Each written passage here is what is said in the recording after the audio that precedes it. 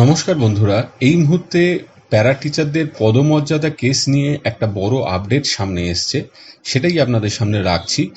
এই কেসের অন্যতম মামলাকারী যে দুজন, দেবমাল্য ঘোষ এবং সঞ্জয় গুহ, তারা একটি আবেদন রেখেছেন।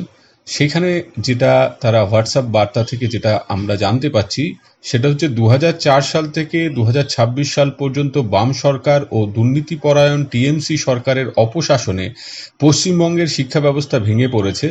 বিগত সরকারের আমলে স্থায়ী শিক্ষকরা যেমন যথাযথ ডিএ পায়নি, তেমনি পার্শ্ব শিক্ষকরা 22 বছর চাকরি করে 15,000 টাকার উপর বেতন পাননি। এটা এক প্রকার জাতীয় লজ্জা। পশ্চিমবঙ্গের মাননীয় মুখ্যমন্ত্রী শুভেন্দু অধিকারী বাবু ক্ষমতায় এসে একে একে পূর্ব প্রতিশ্রুতি পূরণ করছেন।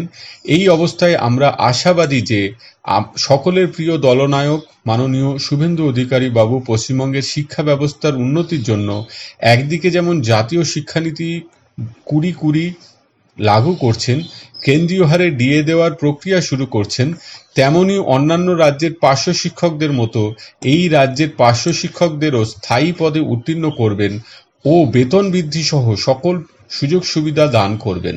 মাননীয় উকিল গোলাম মহিউদ্দিন বাবু, আপনার কাছে আমাদের নিবেদন এই যে আপনি আসন্ন দুর্গাপূজা পর্যন্ত পদমর্যাদার কেস দুটি, যার রিট পিটিশন নাম্বার দুটো দেওয়া আছে, কলকাতা উচ্চ আদালতে হোল্ড করে রাখুন।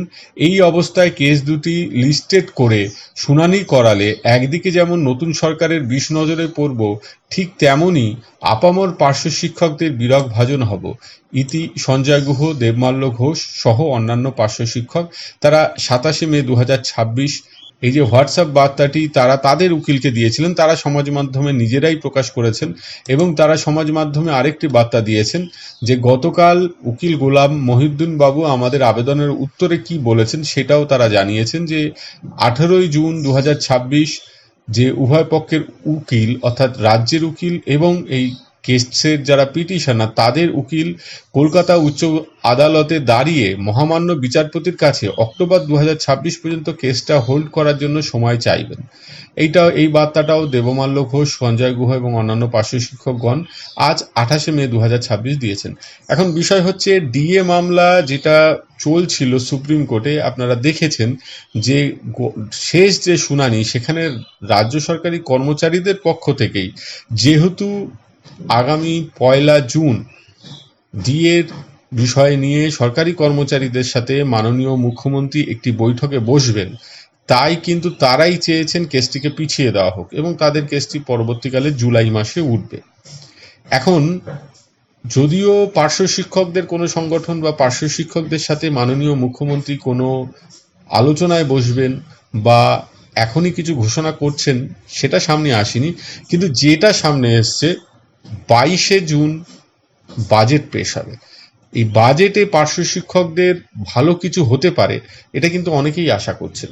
তো সেই জায়গায় দাঁড়িয়ে 18 জুন যখন কেসটি উঠবে, তখন পার্শ্ব শিক্ষকরাও রাজ্য সরকারের সাথে রয়েছেন। যেরকমভাবে রাজ্য সরকারি কর্মচারী তারা ডিএর ক্ষেত্রে রাজ্য সরকারের প্রতি বিশ্বাস রাখছেন, আস্থা রাখছেন, সেরকম পার্শ্ব শিক্ষকরাও যে বর্তমান রাজ্য সরকার এবং মাননীয় মুখ্যমন্ত্রী শুভেন্দু অধিকারীর প্রতি আস্থা রাখছেন, সেটা জ্ঞাপন করতেই 18 জুন কিন্তু এই রকম একটা বিষয় ঘটতে চলেছে। যদি এরকম ঘটে এবং তার একটা পজিটিভ এফেক্ট পড়তেও পারে, সেক্ষেত্রে বাজেটে যদি পার্শ্ব শিক্ষকদের একটা ভালো কিছু ঘোষণা হয়, তাহলে কিন্তু এই কেসটিরই প্রয়োজন পড়ে না এবং কেসটি কিন্তু অনেক অভাব, অনেক অভিযোগ, দীর্ঘদিনের বঞ্চনা, তার জন্য পার্শ্ব শিক্ষকরা নিজের পকেটের পয়সা খরচা করে করতে গেছেন।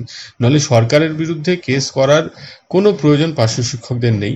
তো সরকার মানবিকভাবে পার্শ্ব শিক্ষকদের বিষয়টি দেখুক, তারা মানবিকভাবে দেখে 22 জুন যে বাজেট, সেই বাজেটে পার্শ্ব শিক্ষকদের স্থায়ীকরণ, একটি সুনির্দিষ্ট বেতন কাঠামো প্রদান করে দীর্ঘদিনের বঞ্চনার নিরসন করবেন, এই আশাই রাখি।